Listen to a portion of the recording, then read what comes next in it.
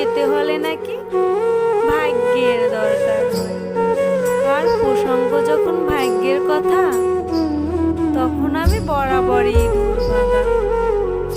মা, মা গো, জানো তো আমি প্রতিদিনই ভাগ্যের কাছে হেরে যাই, তবু তোমার কাছে আসি। মনে হয় আর দেরি নয়, জয় একদিন আমার হবেই হবে। আমি শুধু আমার কষ্টের কথা তোমার কাছেই বলি, বারবার